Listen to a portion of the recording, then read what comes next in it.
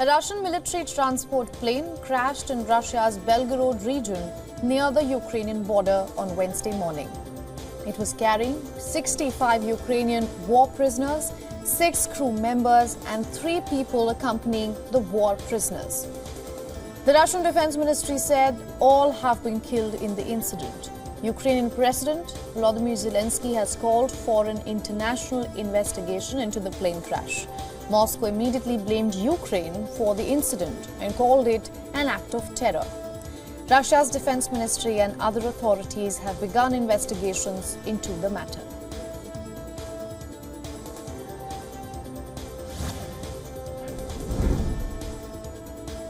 Russian media has reported that a fire broke out at a large oil refinery in a southern Russian town of Tuapse on Wednesday, and emergency teams were battling the blaze.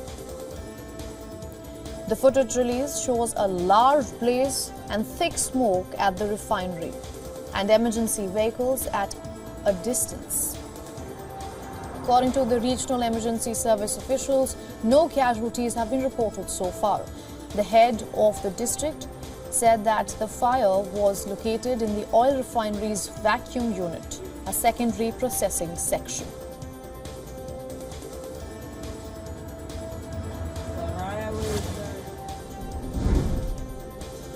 North Korea's state news agency has now released the latest images of its new cruise missile.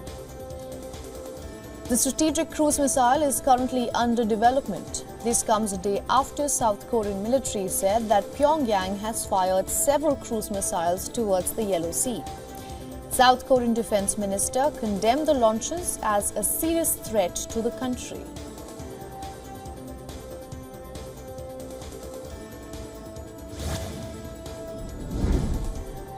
The U.S. Secretary of State landed in Angolan capital on Wednesday evening as part of his tour of 4 African nations. Now, Angola is Blinken's 4th country on his official visit to African nations.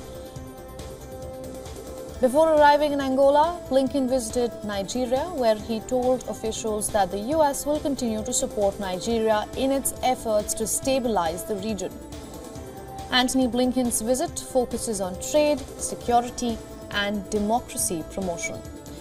The visit is being held as part of US President Joe Biden's attempt to tout the United States as the continent's key economic and security ally in times of international crisis.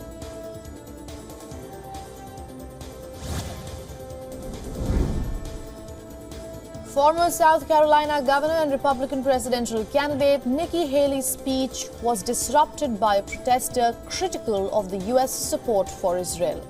While mentioning the Afghanistan debacle, Russia-Ukraine war and other ongoing conflicts, Haley was questioned by the protester about the dying children inside the Gaza Strip. The protester was booed by the crowd and was escorted out of the event by the security personnel. The former U.S. ambassador to the United Nations has 3 rallies scheduled in South Carolina in the coming days.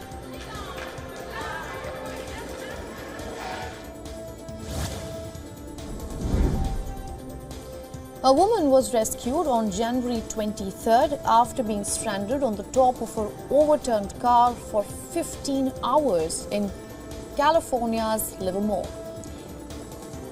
The county fire department released the footage capturing the moment where the woman is being airlifted by the rescuers by a chopper. As the car overturned due to heavy rains in Northern California, the woman lost her belongings and was unable to reach out for help, due to which she stayed in the water for 15 hours until the authorities rescued her.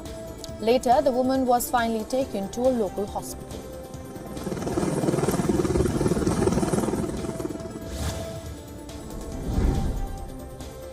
The United States has approved a detailed inspection framework that would allow the return of Boeing 737 MAX planes grounded after an emergency landing earlier this month. Shortly after, the Federal Aviation Administration announced inspection protocols of the Boeing 737 MAX 9, United Airlines said that it expects grounded aircraft to return to service starting Sunday.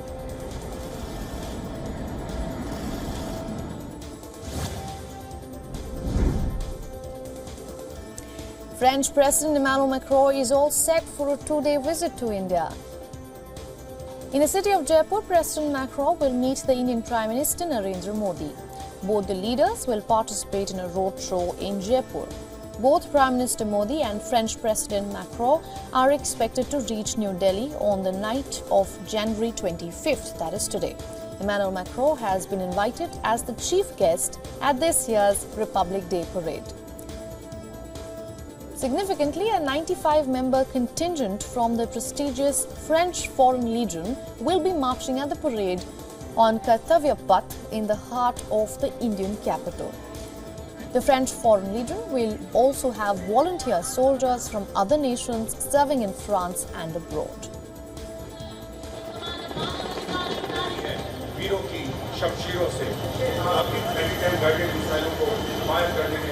Swati is a two-tractor vehicle. It weighs a loading bar and we wear it in honor.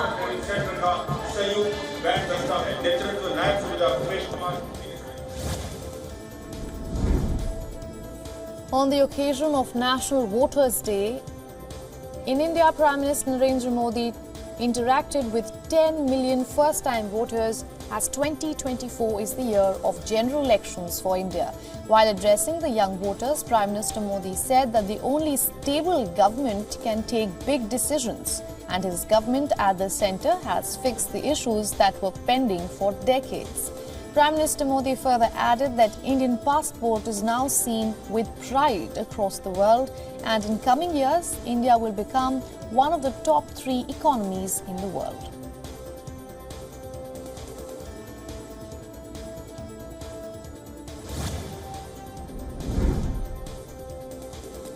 The United States assures Taiwan that they enjoy the support from Washington during the meeting between U.S. lawmakers and President-elect Lai Ching-te and President Tsai Ing-wen.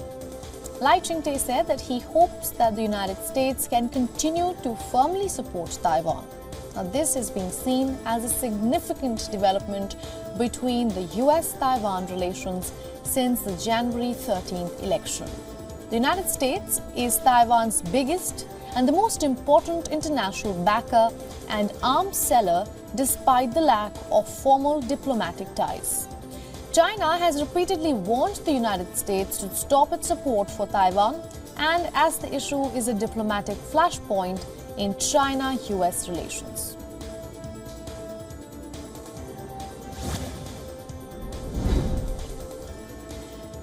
The first batch of new recruits started their one-year compulsory military service in Taiwan today. Taiwan had extended its conscription period in the face of China's rising military activities near the island.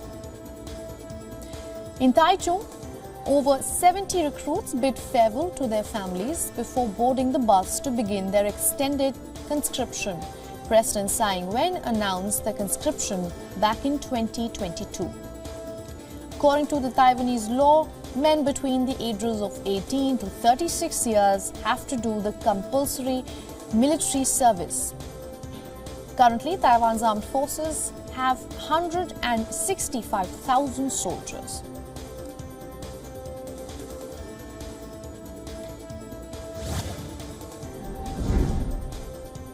As the war between Israel and Gaza continues, one person has been reported dead after an Israeli airstrike hit a residential building in the Rafah town. 6 people have also been injured, including 2 babies. The injured have been taken to the nearby hospital. According to the Gaza Health Ministry, more than 25,400 people have been killed so far, and 63,000 people have been wounded in the Gaza Strip since the October 7th attack, in which 1,200 people were killed and 250 people were taken hostage by the militant group Hamas.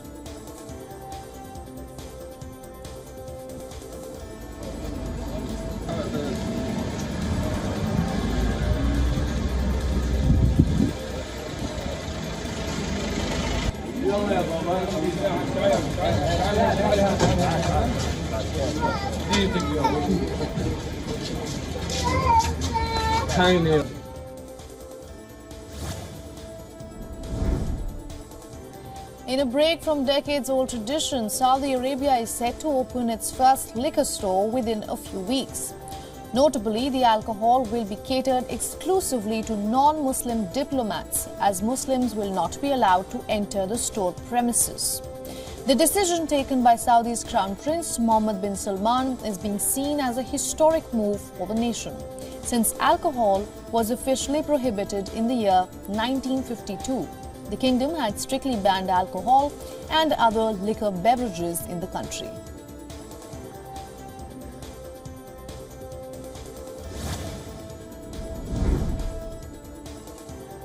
The voting for the Upper House National Assembly election is currently underway.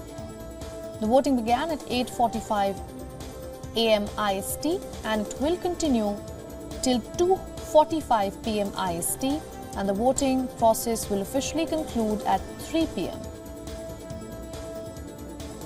In these elections in Nepal, over 50 candidates are contesting for 19 seats. Those elected today would have 6-year terms.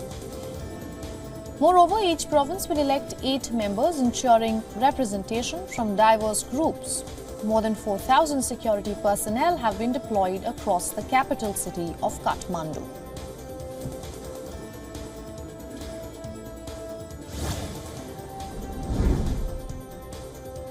In Germany, train drivers walked out of their jobs and staged the longest rail strike, leaving commuters stranded and piling pain on the country's economy. Across Europe, transport workers have staged a strike and demanded higher wages in order to cope with the impact of inflation. The workers are staging a 6-day-long strike in a dispute which is going on for over a month now. One of the main demands of the protesters is reduction in working hours from 38 to 35 hours while retaining full pay.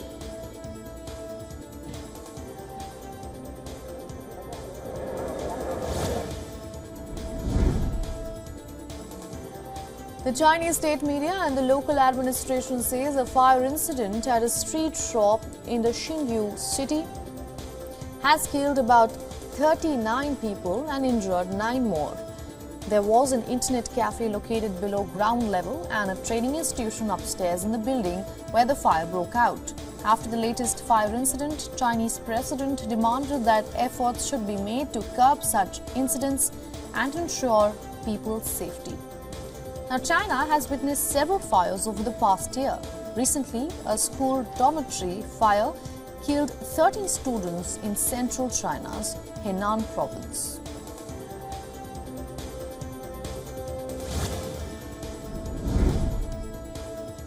The forest fires in Colombian capital of Bogota continues to wreak havoc. The National Disaster Risk Management Unit said fires are burning around the country, including outside the capital of Bogota. According to the authorities, at least 21 forest fires are burning in Colombia as it endures record temperatures, prompting wild animals to seek shelter in urban areas. The mayor of Bogota took to social media and informed that the fire is now 70% in control. For months now, Colombia has been suffering from record high temperatures and drought conditions as climate change wreaks havoc in the country.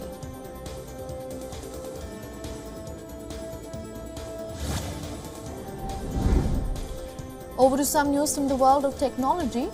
Apple plans to add fees and restrictions for future non-app store downloads in Europe.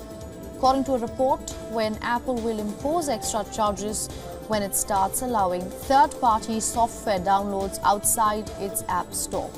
The news comes months after the European Union enforced the Digital Markets Act, or the DMA, to target the market domination of big tech companies. EU's digital DMA will make it easier for people to move between competing application store services.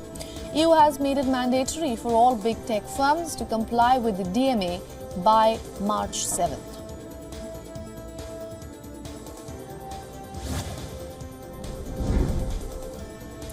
The video game market is set to pick up pace this year. Sales of Microsoft's Xbox and Sony's PlayStation 5 are anticipated to drive this resurgence of video games. The market is set to grow 2.8% to $189.3 billion in 2024. It follows a modest 0.6% rise from last year that ended the post-COVID decline, leading to layoffs in the industry. The gaming market experienced a 4.3% dip in 2022. Factors like high interest rates, persistent inflation, and a lack of major game releases contributed to this downturn.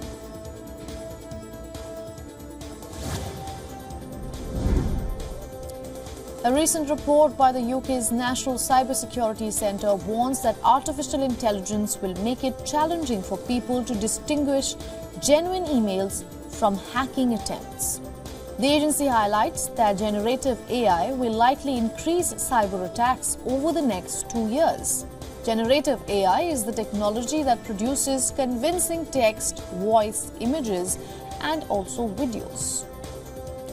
The Cybersecurity Agency emphasizes that generative AI and large language models will make it difficult for individuals to assess the legitimacy of emails or password reset requirements. Now, this includes identifying phishing, spoofing, or social engineering attempts. Ransomware attacks have previously targeted institutions like the British Library and Royal Mail. Now, these attacks are expected to rise with AI advancements.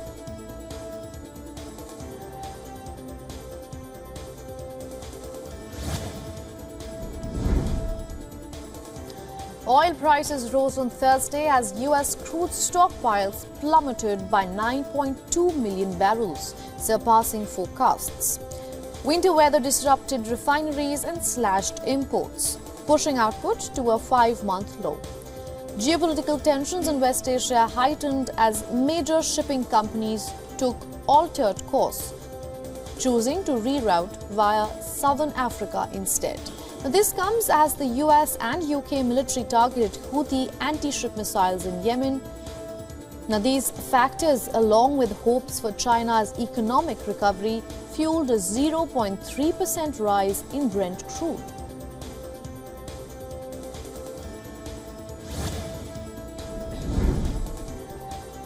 Investors tread cautiously as Asian stocks show mixed reactions to China's awaited stimulus plans and the European Central Bank meeting.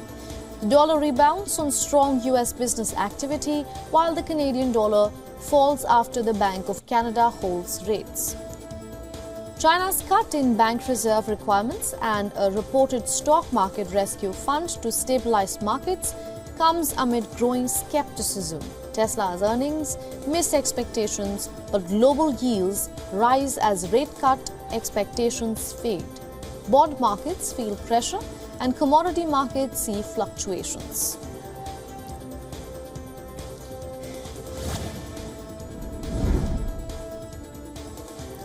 The Federal Aviation Administration announced a halt to Boeing 737 MAX production expansion. A cabin panel blowout on January 5th led to the grounding of 171 MAX 9 planes, causing extensive flight cancellations for Alaska and United Airlines. Boeing's stock dropped 4% in the after-hours trade. The FAA outlined an inspection process for the MAX 9 return to service. Boeing now faces uncertainty in production plans. Alaska Airlines plans to resume MAX 9 flights following the provided inspection regime. The airline said that it expects to bring out the first few planes into commercial service starting tomorrow.